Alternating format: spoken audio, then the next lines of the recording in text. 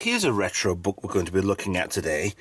This, I have never opened this. This is the Acorn, A World of Pixels. It is a massively heavy book, but let's have a look inside.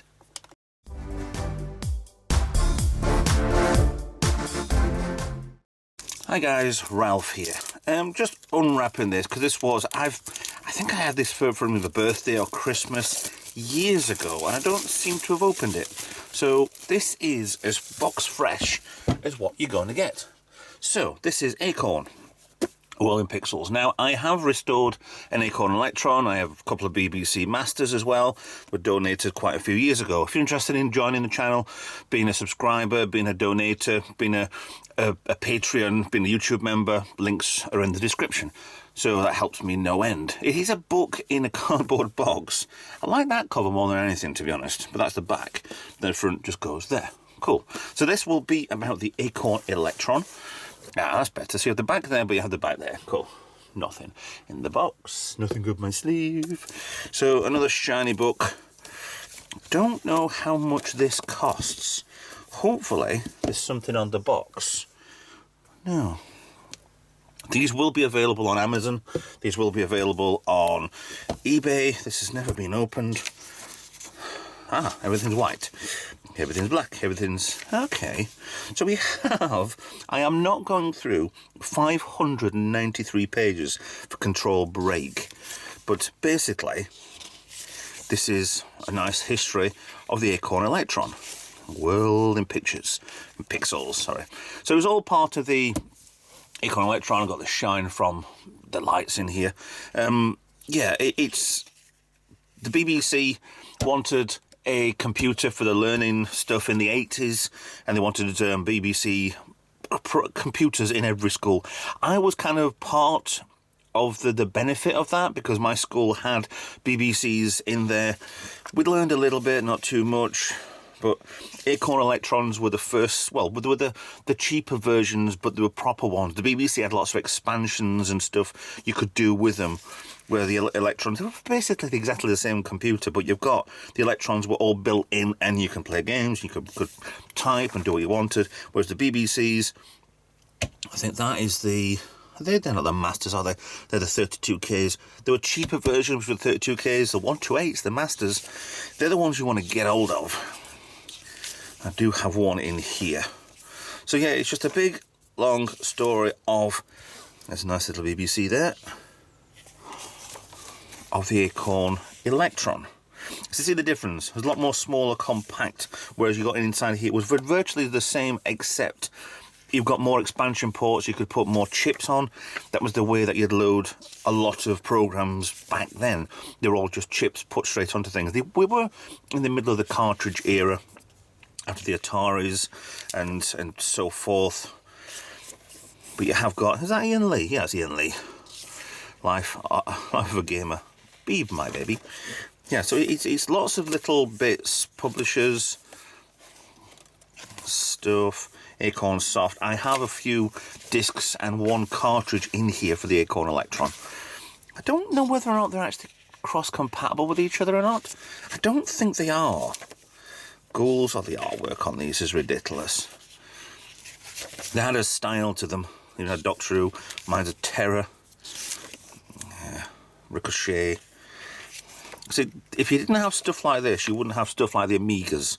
So they're a good evolution after that.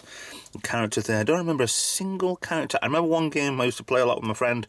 It was Repton, and of course Elite. That was definitely a gameplay. This is a very... I do like a book, because I'm not that good a reader. I think I'm a little bit, yeah. But there's Repton. But there's stuff like that which would have evolved from the BBC, from the Electron, into the Commodore 64, into the Amigas, into whatever, into nowadays gameplay. So we have lots of different companies, software companies, making lots of different games. It's like, is it Trailblazer? No, that's Sphere of Destiny. Similar sort of thing. Tapper, which was an arcade, yeah, arcade conversion. So So it's showing you a lot on the actual... Ooh, there's the screenshots from lots of different... I do apologise with this, with the actual... Because I'm looking at the screen and there are reflections down here, up here, because this is the lighting in here. This is kind of awkward. Let's have a see if I can do something there. Not quite sure this is going to work. Just 1 second while your Echo devices go by me. Alexa, Garage 2 off. Okay. No, that's not working either. So I better put the light back on and try to go down here. I've got like a Defender, you've got, I forgot what that one's called now, Monsters. Yeah, they were, compared to now, basic games, but absolutely so playable, it's ridiculous. Ridiculously good. I've got a Pac-Man clone there, Snapper. I think I have Snapper on, I'm not sure if it's a disc or if it's the cartridge. Swoop, that's like a Defender, Rocket Raid. Not Defender. Oh no, because it's a Fuel Bunkers. Scramble, yes. Rocket Raid Scramble. And they've just changed the names on a lot of things, but it's obviously their programming back then anyway. Zalaga, not Gallagher, but same thing again. And where? Okay, that is a very copy of Elite, isn't it? That was Lake 7. Starship Command, that looks like the Liberator to me. Frogger, which wasn't, it was Snapper. Was it Snapper? Hopper. Of course it was. Free Fall. Yeah, that was like a car that you shot into the spaceship to try and shoot the alien. Avatar. Oh, Aviator. Chucky Egg.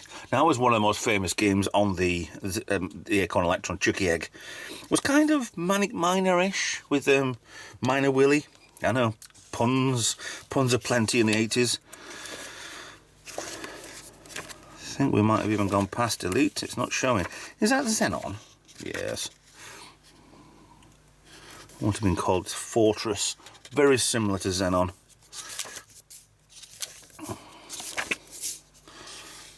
They were all just ridiculously good. The thing with gaming back then is you would play these games. You bought these for, I don't know, £3, £4, £10 of your own money, which is, it was a lot of money back then. It was like you'd save up for weeks and then you go out and buy one. So you would play this one game. You had to make sure you got the right one, or you get the cover discs, well, the cover tapes, and you'd yeah, you would literally play that until the tape broke.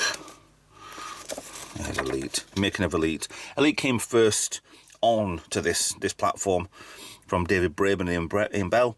Elite Dangerous now is the evolution beyond that, which has been going on for quite a few years now, which is the gameplay was brilliant. To actually have a universe with ships and stars and space stations and battles and anything, everything, it was innovative for its time.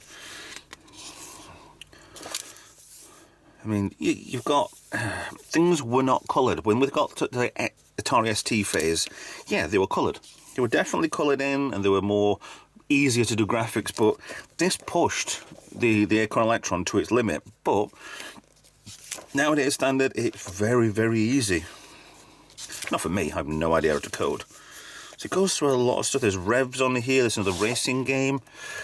It just gives you such a good interviews and showing you these were actual graphics, that maps for that level. I mean, the little purple monsters there, they were quite frack. Was that the first time we ever heard the word frack? I don't know. Not Babylon 5. I know Battlestar Galactica used it instead of a common, very popular swear word. There's Manic Miner. So Manic Miner ported over to, or it went over to Spectrum. The first one I played was on Spectrum, and it was just the horriblest sounding game ever. But it weirdly introduced you to classical music.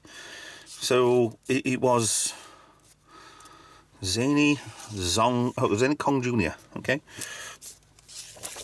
Yeah, these were just... That's a very similar to a game on the Spectrum. But they were very similar gameplay, just completely different code. Oh, there's the actual map. Oh, clever. And if you want to play that, each one of these little squares here with 4 doors in it, it goes into whatever room. So you could be able to figure out where to go to the end, whichever that's the end or that's the end or whatever. Alien 8, Magic Mushrooms, Chip Buster. There's Repton. Repton was like a Boulder Dash sort of game. I think Boulder Dash was also on here, but you'd push these, get rid of this bit, and then the block would drop down just as this guy's going underneath, and you kill him off, collect the diamonds, and finish the level, and not get yourself trapped. But it was a series of games as well, Repton. So they really did it quite well. This nice little green fella. There he is.